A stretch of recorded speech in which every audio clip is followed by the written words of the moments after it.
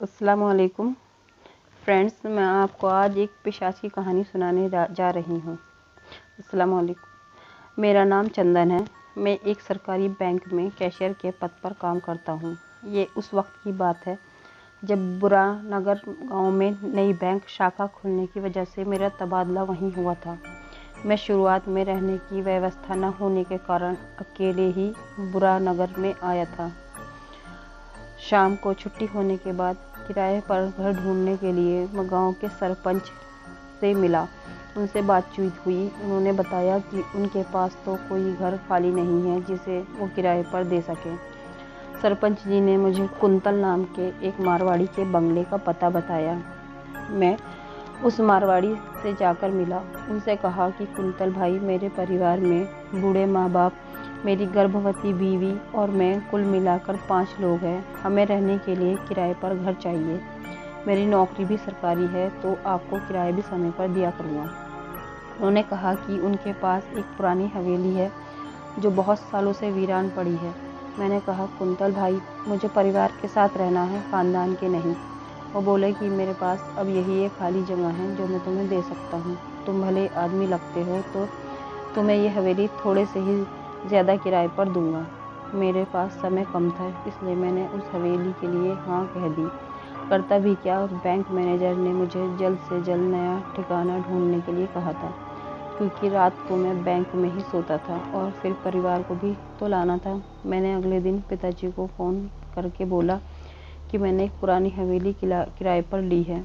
आने वाले 2 दिनों में सब लोग बुरानगर आ गए। अगले ही दिन मैनेजर से आधे दिन की छुट्टी लेकर कुंतल भाई से हवेली की चाबी ली। उनकी पहचान का ही एक मजदूर लेकर साफ सफाई करने वाली हवेली पर पहुंचा। जब मैंने हवेली का मेन गेट खोला तब मुझे अजीब नज़ारा दिखा।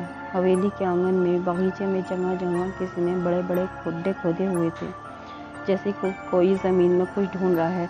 और खड्डे के बाजू में तांत्रिक पूजा विधि का सामान था। सबसे विचित्र चीज़ थी गेहूं के आटे से बना हुआ नाग, जो हर खड्डे के पास रखा हुआ था। उस मजदूर से मैंने सब खड्डे भरने को कहा, सामान को कचरे में फेंकने को बोला और हवेली के कमरे में देखने लगा। हवेली में कुल मिलाकर 16 बड़े बड़े कमरे थे, एक रसोई घर। तो मैंने जब पहला कमरा खोला तो मुझे दिखा कि फर्श पर बहुत सारे सांपों की कीचड़ियाँ और वहीं गेहूं के आटे से बने हुए नाग थे। रसोई छोड़ के सभी कमरों का यही हाल था। वो कमरे साफ करने में मुझे रात हो गई। फिर भी रात बैंक जाते जाते घर के मालिक को जो देखा वो सब बताया। वो बोले, किसी भी बच्चे या पियक्कड़ गाँव वाले ने अंदर पहुंचकर कोई शरारत की होगी। उसने ये कहकर मेरी बात को टाल दिया, पर मैंने कुछ और ही संकेत दे रहा था और कोई घर भी नहीं मिल रहा था। अगले दिन रविवार था। मेरा परिवार बुरानगर आने वाला था। सुबह मैं बस स्टॉप से परिवार को सामान के साथ हवेली पर ले गया। उस हवेली में हमारी पहली रात थी। सभी ने बहुत दिनों बाद एक साथ खाना खाया। सब बहुत खुश थे। खाना होने के बाद माँ और पिताजी उनके कमरे में चले गए। आधी रात में पिताजी को नींद नहीं आ रही थी तो पिताजी आंगन में टहलने लगे। टहलते वक्त अचानक बिजली चली गई और फिर उन्हें एक औरत की आवाज़ सुनाई दी, श्यामलाल, श्यामलाल, अरे ओ श्यामलाल, तुम मुझे सिर्फ एक बलि दे दो और पूरा सोना तुम्हारा होगा। सिर्फ एक बलि और तुम सोने के भंडार के स्वामी बन जाओगे। ये आवाज़ उन्हें बार बार सुनाई देने लगी। वो डर के मारे बौखला गए और इधर उधर नज़र घुमाने लगे। फिर सामने आई। उसकी आंखें लाल थी, माथे पर नाग का चिन्ह था। उसने हरे रंग की चमकती साड़ी पहनी हुई थी। ये भयंकर मंजर देखकर पिताजी बेहोश हो गए। फिर सुबह जब माँ ने देखा तो ज़ोर ज़ोर से आवाज़ देकर हम सबको बुलाया। हमने पिताजी को बेडरूम में लिटा दिया। कुछ समय बाद पिताजी को होश आया। उन्होंने जो हुआ वो सब बताया। माँ के चेहरे का तो रंग ही उड़ गया। बाद में ऑफिस चला गया। पूरे दिन मेरे मन में शुरुआत से देखी एक और पिताजी की बताई हुई सभी बातें एक एक करके मन में दस्तक दे रही थी। मैं शाम को घर आया तब सब नॉर्मल था। पिताजी रेडियो पर पुराने गाने सुन रहे थे। सास बहू रसोई में गप्पे लड़ाते हुए खाना पका रही थी। फिर मैं भी रात की घटना को पिताजी का वहम मानकर भूल गया, पर मुसीबत तो अब आने वाली थी।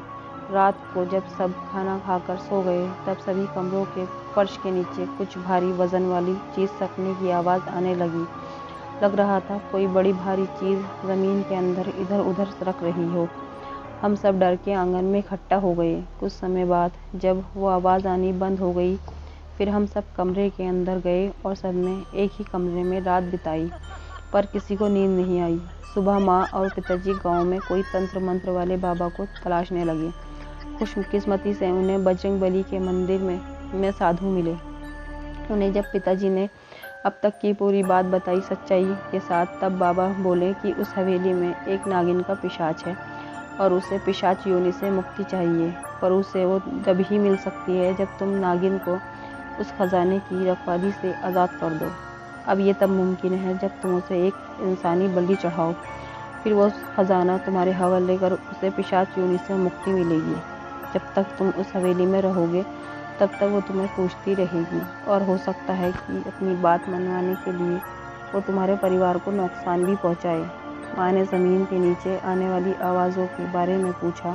साधु महाराज बोले कि नागिन खजाना एक जगह नहीं रख सकती क्योंकि उसे तांत्रिक और मंत्रों का डर रहता है। वो खजाने के साथ उसे कैद कर सकते हैं, फिर उसे कभी मुक्ति नहीं मिलेगी।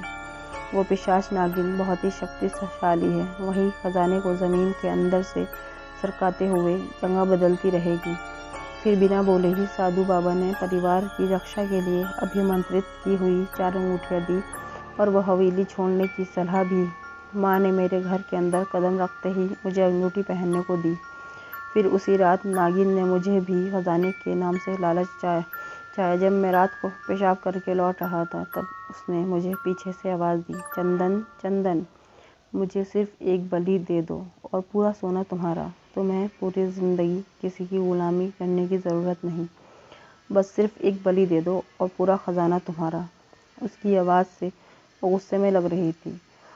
वो मुझे शायद मार भी देती अगर मैंने पीछे मुड़कर नहीं देखा होता। और साधु महाराज की अंगूठी जिस पर हनुमान जी का आशीर्वाद था वो मेरे पास थी, इसलिए वो मुझे नुकसान नहीं पहुंचा सकी। और अगले ही दिन बढ़िया किस्मत से मुझे नज़दीक के गांव में दूसरा घर मिल गया और अब सब मेरे परिवार के साथ वहाँ रहता हूँ।